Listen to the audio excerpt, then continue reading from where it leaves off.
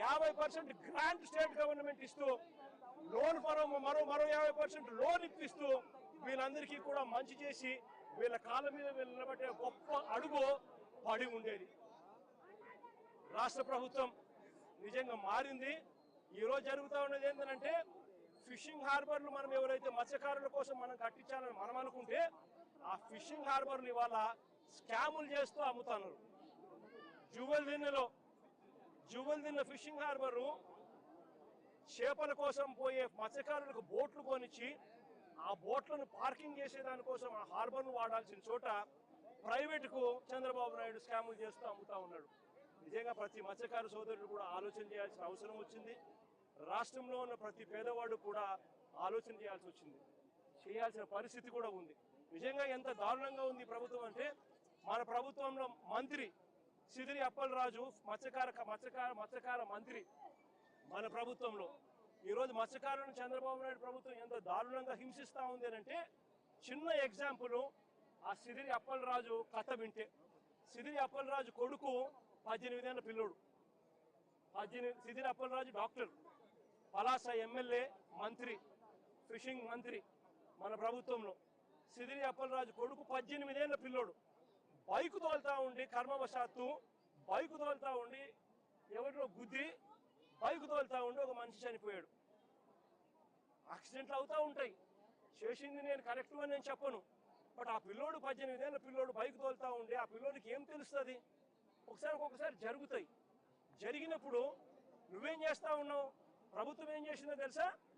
ఆ సిదిరి అప్పలరాజు కొడుకును మర్డర్ కేసులో హోమిసైడ్ సెక్షన్ పెట్టి ఇరికించాలని ప్రయత్నం చేసింది. నిజంగా ఈ ప్రభుత్వం మానవత్వం ఉందని అడుగుతా ఉన్నా. చివరికి జడ్జి తప్పులు బట్టి ఏం సెక్షన్ పెడతానారయ్యా మీరు? 18 ఏళ్ల పిల్లోడి మీద మర్డర్ కేసు ఏంది పెట్టడము?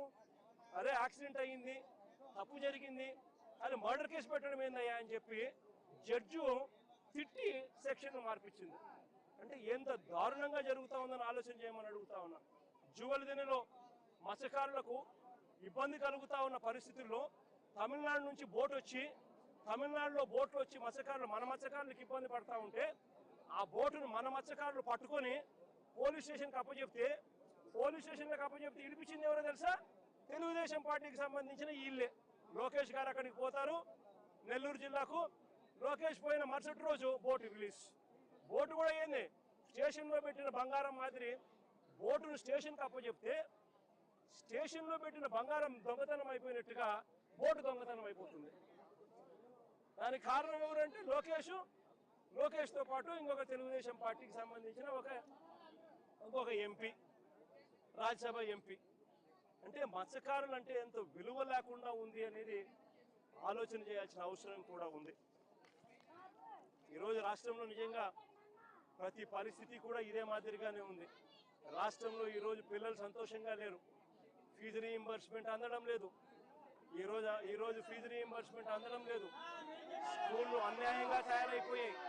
కనీసం గోరు ముద్ద కూడా సరిగ్గా ఇవ్వని పరిస్థితి. పిల్లలకు కనీసం బ్యాగులు బూట్లు పుస్తకాలు కూడా సరిగ్గా ఇవ్వని పరిస్థితిలో ఈరోజు స్కూళ్ళు జరుగుతూ ఉన్నాయి. ఆరోగ్యశ్రీ అనేది పూర్తిగా దారుణమైన పరిస్థితికి వెళ్ళిపోయింది. పేదవాడికి వైద్యం అందక ఈరోజు అప్పులు పాలవుతా ఉన్నా కూడా ఈ ప్రభుత్వం పట్టించుకునే పరిస్థితి లేదు. ఈరోజు రైతు అనేవాడు ఏ పంటకు గిట్టుబాటు ధరక రోడ్డెక్కే పరిస్థితిలో ఇవాళ రైతు అనేవాడు ఉన్నాడు. ఉచిత పంటల బీమా ఎగిరిపోయింది, ఆర్బీకేలు ఎగిరిపోయినాయి. రైతులకు అన్ని రకాలుగా రోడ్డెక్కుతా ఉన్న పరిస్థితి. సూపర్ 6లు సూపర్ 7లు అని చెప్పి ఎన్నికలప్పుడు బాండ్లు ఇచ్చినారు. ప్రతి ఇంటికి వచ్చి సంతకాలు పెట్టి బాండ్లు ఇచ్చినారు. బాండ్లు ఇచ్చి సూపర్ 6లు సూపర్ 7లు ఈరోజు మోసాలుగా మార్చి రాష్ట్ర ప్రజల జీవితాలతో చెలగాటలాడుతూ ఉన్నాడు ఇదే పెద్ద మనిషి చంద్రబాబు నాయుడు. అన్ని రకాలుగా తోడు మేము ఉంటాము. పార్టీ తరపు నుంచి కూడా మీ అందరికీ కూడా మనం చేయగలిగిన సహాయం అంతా కూడా చేస్తామమ్మా. అది ఎక్కువ చేయలేకపోయినా కూడా ఖచ్చితంగా చేసే కార్యక్రమం మ్యాక్సిమం ఎంతైతే మాట్లాడుకొని అందరం కూడా మాట్లాడుకొని పార్టీ తరపు నుంచి మ్యాక్సిమం నీకు అందించే సహాయం కూడా చేస్తాం.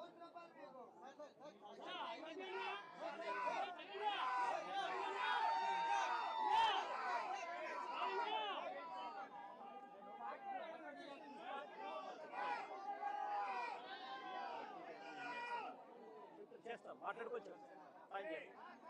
తప్పకుండా చేస్తాం.